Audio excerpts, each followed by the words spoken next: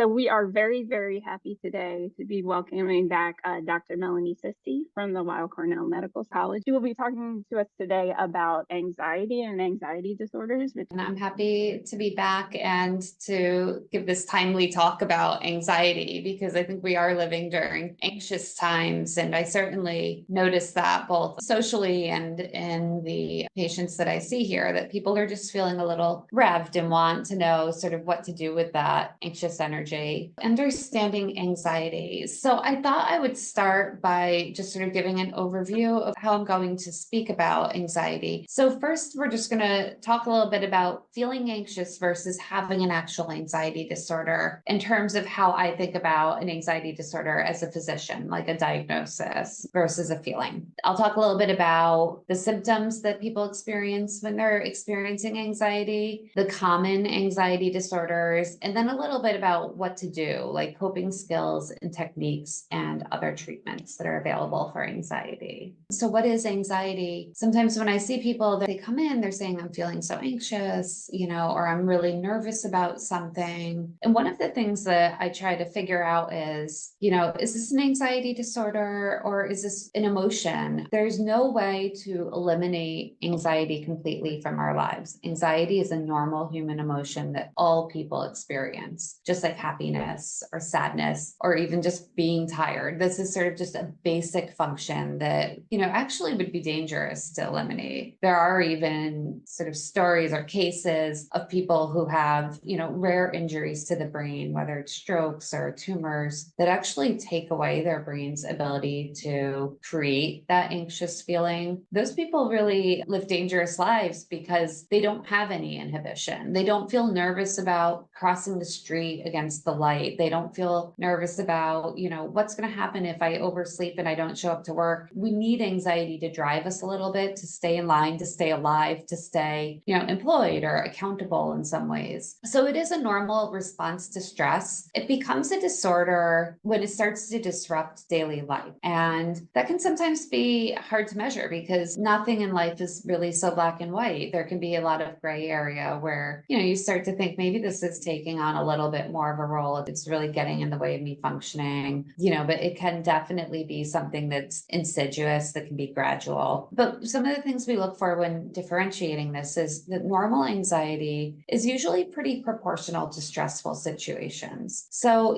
that's subjective to a certain extent, but, I think we're all a little anxious about, what's going to happen ahead of a storm or what's going to happen with the election. I think that there are things that just as a society, a lot of people might be feeling a little anxious about at the same time. And, you kind of want to think, is this proportional to how everybody else is feeling and to the stressful situation that we're dealing with? Is it temporary and manageable? Does it actually resolve when you use some techniques that I'll talk about later to manage it? Or does it not? Are you still able to function? Are you feeling anxious, but still going to work or going to church or meeting your friend for coffee? Or are the symptoms really so bad that you're not able to do those things anymore, that you have to withdraw from them? So the basic takeaway is that normal anxiety is going to be occasional, short-lived, and manageable. When somebody's having excessive, persistent worry that's out of proportion to the stress, then we start thinking more that this is an anxiety disorder. It can last for months or years. It can severely impact people's life and functioning. It gets in the way of work, relationships, daily activities, and they're persistent, severe, and they disrupt functioning. So that's sort of how I like to think about the divide there. So I'll talk a little bit about some of the main categories of anxiety disorders. This is taking away the people who are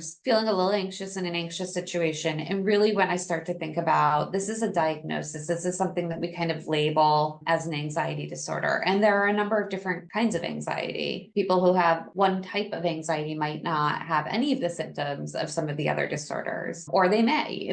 There are a lot of comorbidities where people fit the criteria for one and also another. So the first one is panic disorder. So this is characterized by sudden recurrent panic attacks. So these attacks will involve intense fear or discomfort. They're accompanied by physical and cognitive symptoms like a rapid heartbeat, sweating, fear of losing control. People with panic disorder will develop a persistent fear of having those attacks again, and then that'll lead to avoidance behaviors. So panic disorder is something that I see in the office a lot, but actually some of the physicians that see panic disorder the most are emergency room physicians. And that's because of the acuity of it. A person with panic disorder can be feeling fine and then have a trigger for panic and feel so short of breath, so out of control, so physically sick from the anxiety that they think that they are having a heart attack. So a number of my patients actually have presented to the emergency room thinking that they're dying, thinking that they're having a heart attack. And the emergency room physicians who do often see this are able to run the tests, see that their heart is fine, other than moving at a really fast rate because of how anxious they are. That's physiological when we have anxiety, but that their heart is otherwise fine. They're not having a heart attack, and what they're really experiencing is panic. I think that it's important to recognize with panic disorder just how acute it is. Panic attack can last about 5 to 15 minutes. It comes on, the person will feel pre-panic. Their vision might change a little. They might see in black and white a little bit, feel dizzy, sweaty, having those palpitations, just almost feel dissociated from their surroundings. Like they can't really even connect to the people around them, people even asking like what's going on, because they feel so overwhelmed by this rush of anxiety. So it's very intense and severe in those moments. The body can't maintain that. So usually there's a sort of pre-panic, there's panic, which again is about 15 minutes. Then the body just sort of shuts down and sort of the person will feel exhausted and really traumatized actually by that feeling. Phobias are an overwhelming and irrational fear of a specific object, situation, or activity. So some of the common phobias would be a fear of heights, spiders, flying, or enclosed spaces. These are all things that may have some evolutionary reason. There are reasons why, as people, we want to stay away from a cliff, for example. We don't want to be too high up on the stairs, we could tumble down. Spiders can be poisonous. Like there's a reason to be afraid of them. It's a phobia when it's an irrational or overwhelming fear. I don't like this picture. I don't like spiders. I know that this spider in the picture can't hurt me right now. It is a photo on a computer, but it makes me uncomfortable to look at it. So that would be a phobia in a mild sense, because it gives me a little discomfort, but I can actually rationalize and manage that feeling. Somebody with a severe phobia would say, I can't look at this and it's actually making me sick. It's making me so physically uncomfortable. So that's sort of the spectrum for phobias. Agoraphobia is a specific kind of phobia I'll talk a little bit about because it does have some of its own unique nuances. It's a kind of anxiety disorder that is characterized by a fear of situations or places where escape might be difficult or embarrassing. So usually people with agoraphobia will avoid crowded places, open spaces, certainly public transportation, and I'm seeing that so much lately. I'll talk a little bit about that in a moment. And then also just unfamiliar environments. This is disproportionate to the actual danger. Most crowded places, although there are some risks, most subway rides, there are some risks, but it is not a guarantee. It's not even a high likelihood. So this is something that does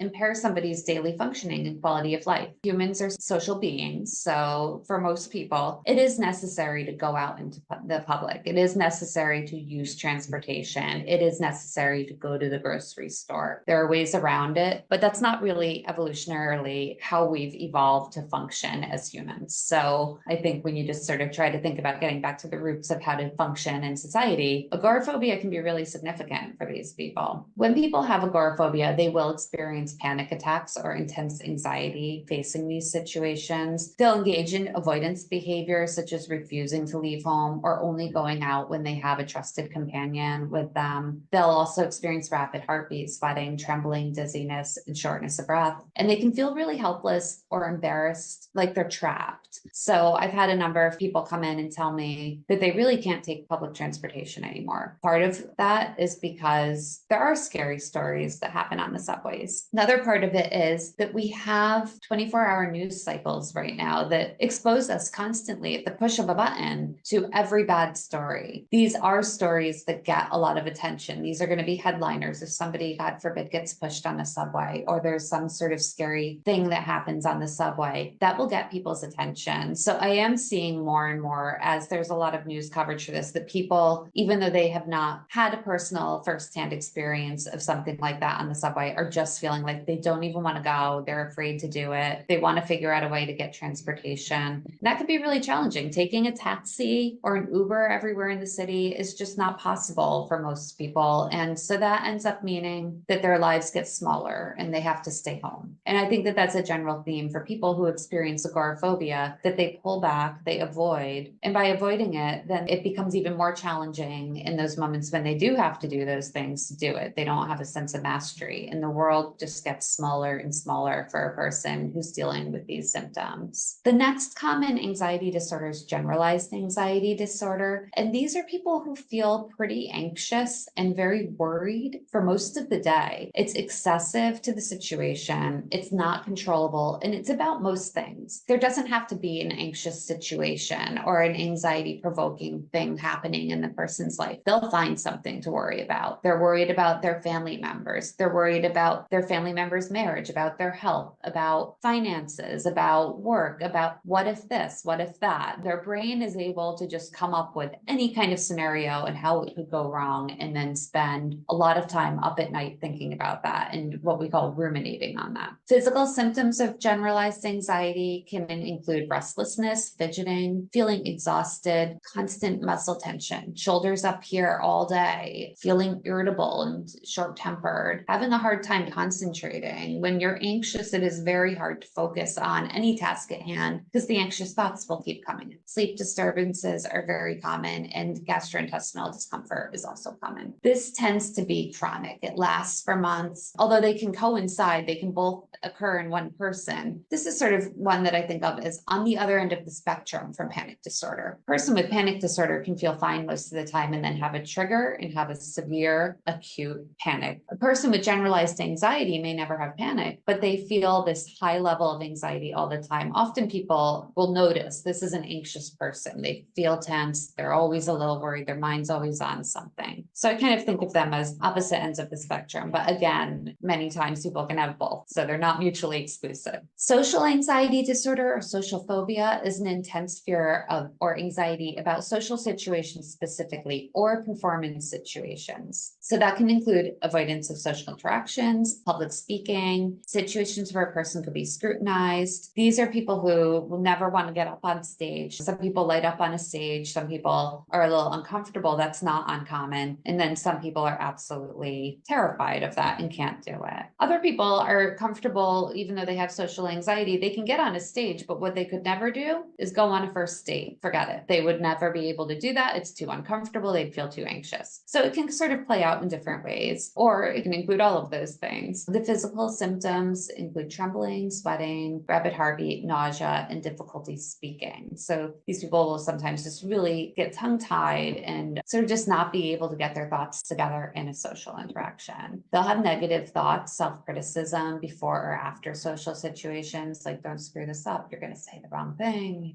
Why do you always say the wrong thing? It always comes out wrong. Everybody thinks, you're a dunce. So it impairs social functioning, occupational functioning due to these avoidance behaviors, of course, because we are social beings and need to be able to sort of function and interact in society. The final one I'll talk about is obsessive compulsive disorder. So this is characterized by recurring intrusive thoughts or obsessions, and then repetitive behaviors or mental acts, compulsions. So people with OCD will feel driven to perform these things as a way to temporarily alleviate distress. But these rituals only provide temporary relief and actually interfere with daily functioning. Some of the common things that people who have obsessive compulsive disorder experience would be checking the stove. Of course, if you're going on a vacation or you're leaving home and there is an incident recently, you would think, oh, I need to make sure the stove's off, of course. But people with OCD will check it 20, 30, 40 times a day.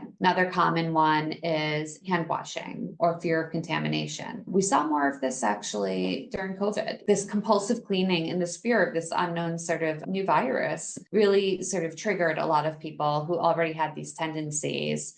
People would come in with hands that are raw from repeatedly cleaning over and over their hands. For some people, this becomes so challenging that they really just can't even leave their home. For people who drive, sometimes they'll come back around a block over and over to make sure that they didn't hit somebody, that there's nobody who's been run over by them. Of course, they know that they didn't, right? Like if you hit somebody survey with your car. You would know that you did it. But it's that intrusive thought that just won't go away that drives people to do this behavior, to check and just say, okay, I know it's not rational, but I'll just go back and make sure there's no body, then I'll be okay. But it tends to actually not, in the big picture, relieve those symptoms. It's just this very short-lived relief, and then the anxiety comes back. So those are sort of the main anxiety disorders. And I think they each have their own sort of personalities. So I think that it can be helpful to sort of know about those categories of anxiety. Now, why does it matter? Aside from just the general functioning that's impaired by anxiety symptoms, why else do we think about anxiety and think it's important to manage it or treat it? It's because it does have a lot of effects on physical health. Our bodies and our minds are connected, and people who live with chronic, unmanaged, or untreated anxiety disorders do have increased risks of cardiovascular health issues. They have higher blood pressure, heart disease, and heart attacks. That's probably because of the prolonged activation of their stress response system that creates inflammation. It causes damage to the arteries and other cardiovascular complications. It also suppresses the immune system. If there's ever been a very stressful time in your life, did you get a cold? Did you get multiple colds? Did you feel like you just couldn't stop getting a cold one winter and it was already the toughest winter of your life for other reasons? You're stressed out. So that happened. That's a real phenomenon. When we are stressed, cortisol levels spike. It suppresses our immune functioning, and our body is not as able to fight off pathogens or heal from injuries. Gastrointestinal problems. When people are anxiety, they have much higher rates of irritable bowel syndrome, acid reflux, and ulcers. Some of that, again, is a physiological response. If you are in fight or flight mode, if you think back to just sort of the early people out,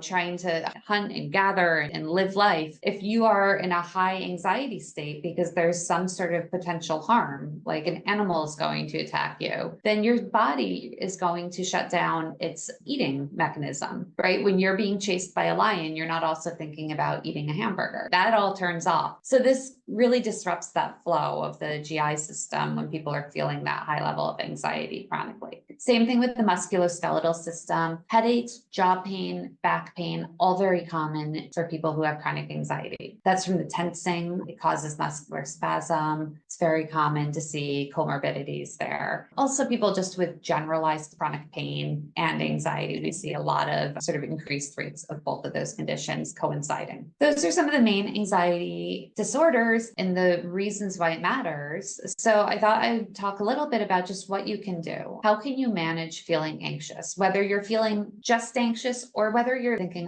maybe I do have a bigger thing than I realized. Either way, anxiety disorders or just the feeling of anxiety can be helped by these skills. So there are a number of different breathing techniques that can be helpful. And these are things that activate the natural calming response in our body. So again, because everything's connected in the mind and body, it can be really helpful to do a reset. I like to think of it as almost like rebooting your computer. Like things are just getting all weird and chaotic, pages are freezing, turn it off and reset it. A lot of times that does the trick, and it's the same with our bodies. So the first one is diaphragmatic breathing or deep belly breathing. So you can sit or lie down in a comfortable position. Place one hand on your chest, the other on your abdomen. Inhale deeply through your nose if you're able to, and allow your abdomen to rise as you fill your lungs with air. Exhale slowly through your mouth, and you can feel your abdomen fall. Repeat that for several breaths slowly, focusing on your breath moving in and out of your body. It's important with all of these breathing techniques that you don't hyperventilate. The idea is slow, deep breathing. Another one is box breathing. So you can imagine drawing a square in your mind or tracing it with your finger. Inhale deeply through your nose for a count of 4 seconds as you trace the first side of the square. Hold your breath for 4 seconds as you trace the second side. Exhale slowly through your mouth for 4 seconds as you trace the third side. And hold your breath for a count of 4 seconds as you complete the square. And then continue that. So it's a nice, simple way to just focus on and regulate the breath in a square shape. For people who like to visualize, I think that one can be helpful. Then there's the 4-7-8 breathing technique. You sit or lie down comfortably and close your eyes. Inhale quietly through your nose for 4 seconds. Hold your breath for 7 seconds, and then breathe out if you can, making a whooshing sound for a count of 8 seconds. seconds. And then again, repeat that cycle. The idea for the 4-7-8 breathing is that it is naturally calming for the body to exhale, and it is naturally activating to inhale. So if you were trying to hype yourself up or wake yourself up when you're feeling sleepy, what would you do? You might want to go and take some fast inhales, because that kind of gets you up. Whereas if you take a short inhale and then a long, slow exhale, that's sort of something that calms and resets the body. Maybe breathing techniques aren't for you. Maybe that just gets you more focused on your body and more anxious. For some people, that can happen. There are other ways to manage anxiety. One would be progressive muscle relaxation. So that's systemically tensing and relaxing different muscle groups to release physical tension and promote relaxation. This is something you can do in a meeting. You can do during a challenging conversation with a friend or a family member. Just start with your toes, tense them for 5 seconds, and then release them. Then go to your legs, tense for 5 seconds and release. Then to your butt, tense for 5 seconds, release. And keep doing that, working all the way up the body. It's nice because it's, first of all, it's just a distraction. It's something to focus on other than the thing that's making you feel anxious or other than the anxiety. It brings you back into your body. It also just sort of releases some of that stress, particularly for people who feel anxiety in their body, who tend to get really tense. Purposefully tensing and then purposefully relaxing is a nice way to reset that bodily tension. So again, if you're one of those people who notices that you're suddenly, your shoulders are up here and you're super tight, then this is a nice one to use to relax your body. Another one is grounding techniques. So that's the 3-3-3 rule. I think this one can be helpful in situations such as on the subway, if you're a little uncomfortable on trains. It's a way to sort of just be present in the moment and reduce these feelings of anxiety by just giving your mind something else to stay busy with. Our minds need something to latch onto, especially an anxious mind. So if you just preoccupy the mind with this, it can help take the mind off of the anxiety. So the 3-3-3 rule would be acknowledging 3 things that you see, 3 things that you hear, and 3 things that you feel around you. So that can take up a little bit of time. You can see a person, reading the newspaper. You can see a person running to catch the train. You can see new ads on the train, things you hear. It just keeps the mind really active with sort of observing and being present instead of living alone with that anxiety. Cognitive restructuring can also be helpful, challenging and reframing some irrational thoughts. So for a person who has generalized anxiety, for example, who's just always thinking, always ruminating, it can sometimes just be helpful to replace those negative thoughts with something that's a little bit more balanced and realistic. So if you're thinking, I wonder if there's something wrong with my son's marriage, what you can think is, well, I raised him to have skills and to be a resilient person. And if he faces a challenge, he will get through it and I'll help him. So that's a way to sort of restructure that anxiety, not the what ifs, this could be going wrong, that could be going wrong. Just thinking, you know what, probably not a catastrophe. Most things aren't catastrophic. And if it is, then we're going to work through that and be resilient to that. And sometimes just talking to yourself that way, being that sort of like calm friend to yourself, can be really helpful. Other ways to manage anxiety would be to limit stimulants and alcohol. So caffeine is a stimulant. It's found in coffee and tea. We all know that. But also a lot of these energy drinks have caffeine. They actually have more caffeine than you would ever get in a cup of coffee. Things like Prime or other things to help with alertness or wakefulness have other herbs and supplements that can make people feel very anxious. So it's helpful, especially if it's an anxious time in your life, to try to limit your exposure to caffeine. If you take some medications, either recreationally or from a doctor, such as Adderall, diet pills, some of them can also increase anxiety. Crystal meth, of course, is a stimulant that can cause intense anxiety for people who use it. And then while alcohol is briefly effective for reducing anxiety, and many times, especially people with generalized anxiety or social anxiety, they will reach for alcohol in those situations. Unfortunately, it's not an effective long-term solution. And there is a rebound effect in which the anxiety is actually higher the next day. And also in which a person can sometimes feel de-skilled, that they're not able to do a lot of situations that are anxiety provoking unless they can also drink. which is often not appropriate. So those are things to think about that are modifiable in terms of managing anxiety. To be clear though, it is very common to see anxiety and alcohol use disorders. They go hand in hand. And I think that it is that deception that initially alcohol can seem to be reducing anxiety. And then in the long run, unfortunately, there's that rebound or that sort of backlash. Another thing that can be helpful is just establishing boundaries. If there are toxic relationships or unhealthy boundaries in your life,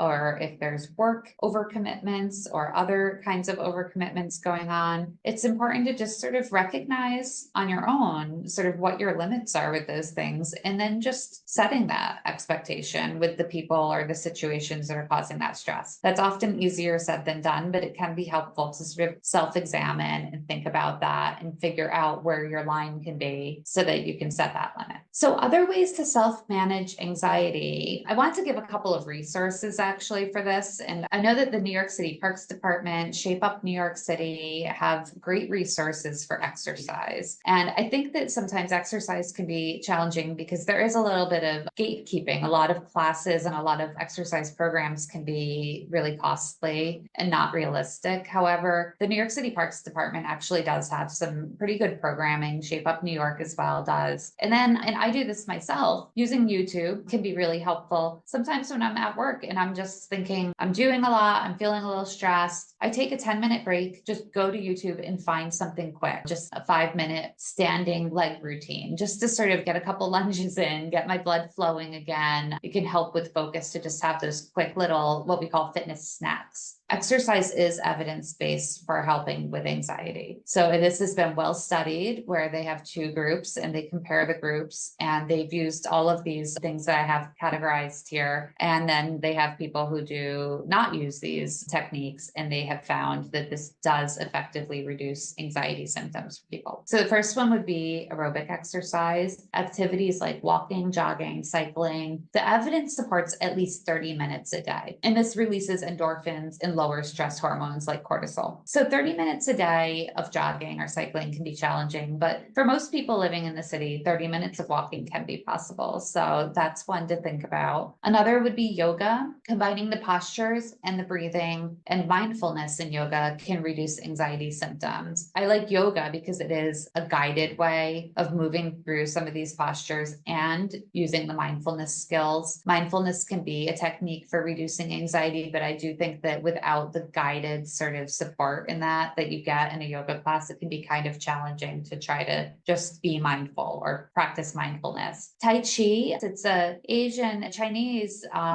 practice that's a mind-body sort of practice of slow movements and deep breathing. You can often see people practicing this. It can be a solitary exercise or a group exercise. And I've seen this a lot in parks, that there are groups of people who practice this. Strength training also is effective. It can help with boosting self-esteem and also reducing anxiety. Mindful walking. So just walking slowly and taking in, just like in that 3-3-3 sort of rule. Just being present in the moment and also noticing and observing things around you in a sort of purposeful way can help reduce symptoms of anxiety. And again, take the mind away from the ruminations, the constant thinking about what ifs and this and that. All outdoor activities can be helpful for anxiety. Spending time in nature is how we're built. We're not built to live in cities. We have evolved to some extent for that, but we know that mental health improves based on proximity to parks, as a matter of fact. So having a green space close to one's home actually reduces anxiety and stress levels for people and improves quality of life. So as much as possible, trying to engage a little bit in the outdoors, whether it's with a purposeful thing such as hiking or gardening, that can be helpful, or even if it's just being outside by fresh air, freshish air, and something green can be helpful for the mind. Indoor air and walls of an apartment are just not good for the mind or the body in excess. And I also think that it's helpful to think about this because we often have rainy or bad weather in New York. That doesn't have to be a barrier. That is something that, you know, with the right gear, most people can manage, and it's better to go out on a crummy day than to stay in, even if you don't love the crummy weather. I certainly don't, but still make sure that I get out of the home every day. Finally, group exercise classes can be really helpful for building support and community. Anxiety tends to intensify when people are isolated. That can be a really helpful way for managing anxiety. So those are some ideas as for how to get active and use your body to help reduce anxiety symptoms. There are a lot of supplements that are marketed for helping with anxiety. I won't get into all of them. There are a lot of natural supplements that have actually been investigated a little bit and have shown some promise for helping with anxiety. I only wrote about 2 of them because these are the 2 that I see coming up the most. CBD, or cannabidiol, it's found in cannabinoids. It's sort of marijuana or cannabis-based oil. So this is a compound that is supposedly non-intoxicating, so it doesn't alter cognitive functioning. Although this is complicated because in the same breath, then there is a claim that it reduces anxiety. So it is having an effect on cognition or on the brain functioning to some extent. It probably is effective for many people, but again, it has not been fully studied or well studied. And it is also really hard to access that. There are a lot of different kinds of cannabinoids. It is very hard to know, particularly in the landscape of New York right now with the shops that have been unregulated and popped up. It is very hard to even know what you're getting, whether it's the same sort of thing that supposedly has some evidence for being helpful for anxiety, or whether it's something that's going to have more THC, for example, in it, which can actually make people feel much more anxious. So I consider that just sort of too messy. I think that we still need to learn more and have better sort of both information and supplies before we really know how that can be helpful for anxiety. Magnesium plays a crucial role in nerve functioning and relaxation. What we do know is that magnesium supplementation helps with anxiety for people who have magnesium deficiency. However, taking magnesium without knowing that you have a deficiency actually is probably not going to do very much. So this is one that I think, there's a grain of truth to it, but can sort of just end up being a waste of money and effort for a lot of people. It also can interfere with the absorption of medications, such as antiretrovirals. So instead of being helpful, unfortunately, for some people, it can create problems. Magnesium can also cause stomach upset. So as we talked about before, if anxiety can make people have tummy problems or gastrointestinal problems, and then they're taking magnesium to help the anxiety and then getting diarrhea or loose stool from the magnesium, that's not really super helpful. So again, there's a long list of supplements that are marketed for helping anxiety. I'm skeptical of many of them in terms of how well studied they are. And then even if some of the supplements are fairly well studied, whether they're actually safe and appropriate, and whether they're actually being given in a dose that's going to be sustainable and effective for anxiety symptoms, to be determined. I think, in terms of some of the natural supplements, sometimes the best thing that can help with anxiety is eating more whole grains, eating closer to the earth, fruits and vegetables, and avoiding refined foods that can cause a sugar rush and then a crash. I do think that that's more bang for one's buck than some of the supplements that are sold. There are medications that we use for anxiety that I use as a psychiatrist and that many internal medicine doctors will prescribe. Some of them are selective serotonin reuptake inhibitors. They include things like Zoloft and Prozac. They help manage anxiety disorders, like most of the anxiety disorders actually, but particularly well studied in generalized anxiety, panic disorder, and social anxiety disorder. There's also SNRIs, that's medications like Effexor and Cymbalta. I think that these are interesting ones to use for people who have a lot of physical and pain-related symptoms of anxiety. These medications can be effective in reducing some of those pain signals that the body experiences. Benzodiazepines are medications like Xanax, Valium, Ativan, Klonopin. They can be used for severe anxiety or panic attacks, but unfortunately, they can be habit forming. They can be really unhelpful for some anxiety disorders like generalized anxiety. And the reason is because tolerance develops quickly to these medications, meaning that the person's anxiety symptoms come back and they end up needing higher and higher doses of benzodiazepines to manage the anxiety. These can be really effective for some specific kinds of anxiety that we talked about, such as phobias. If somebody has a fear of flying and needs to fly somewhere, it is not an option. It's required for work or whatever. Then these medications can be really helpful as a once a month, twice a month sort of thing to get past that really anxiety provoking thing. But if somebody feels anxious most of the time, most of the days, then a medication like Klonopin is really less helpful in those situations because of the issue of dependence and tolerance. Often when somebody's having anxiety, they're also not sleeping well, and they'll come to me asking for something to help with sleep. So Ambien can help as a short-term treatment for primary insomnia, but it won't treat a chronic anxiety disorder. It's not to say it's not helpful. I think if somebody's feeling very anxious and they're not sleeping, sleep is the medicine. They need to get to sleep in order to reset a little bit. However, it's not ideal to be on a medication like that long term. And then finally, I just wanted to give a couple of mental health resources. Anxiety can be very, very uncomfortable for people. I think that a lot of times people think about mental health and think, in terms of suicide or self-harm, that those are the people who are depressed. But actually, people who are feeling really anxious can have high rates of self-harm or suicide attempts because of that intolerable feeling. So there are resources available 24/7, such as NYC Well. You can call or text that number. There's always somebody who's available and trained as a counselor in crisis intervention and emotional support. Many of my patients who obviously are already in psychiatric care with me, but have a difficult moment in the middle of the night or off hours or on the weekend, have used this and found it really helpful. There's also Thrive NYC, which is something that you can Google. It's a citywide initiative that has a lot of great resources for mental health. We're thinking about ways to help reduce anxiety for children. We don't want to only teach them that a pill is going to reduce that. We also want to encourage movement and other techniques for managing that anxiety, because those are lifelong skills that the child will need to develop, and better sooner than later. I think that any of these techniques can be helpful in moderation. And a lot of times, like going outside or getting some exercise is not realistic or available. So I think that to a certain extent, using a distracting technique can be helpful, just like the 3-3-3 rule, where you're doing that to take the mind off of something else.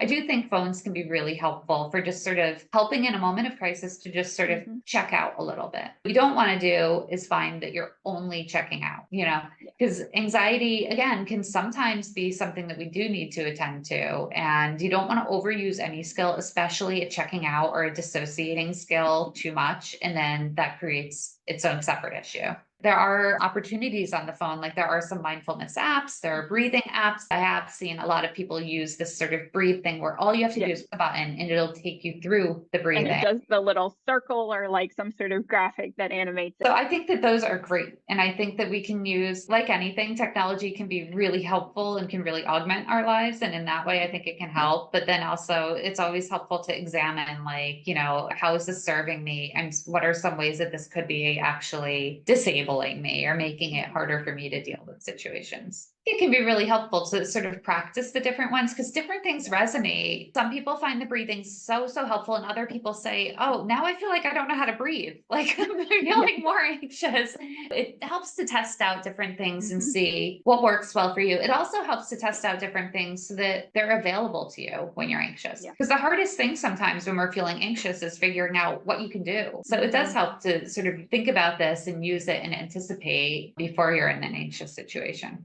A lot of times in the moment of some kind of stressor, we don't actually feel that anxious. We're just pushing through and we're in survival mode. Once that stressor goes away, suddenly there's that decompression, and that's when the anxiety comes flooding in. So that's actually not uncommon to feel that way, that you're just getting through it. You're in fight or flight and you're fighting, you're moving through it, and then suddenly it all comes in a little bit later. And to deal with that sort of anxiety is going to be like a similar process to dealing with it. I mean, as it's sort of coming on, you're going to use those same kind of skills to deal with that anxiety, right? Yeah. And I think it can also just be helpful to have that cognition about it, to have that thought that, oh, I really went through something and I really got through it. But that doesn't mean it's over. That it does have an impact, and I'm not losing my mind. This isn't unusual. This is just sort of having to take stock after an event. And that, I think sometimes just knowing that and being able to recognize it and use those skills can be helpful.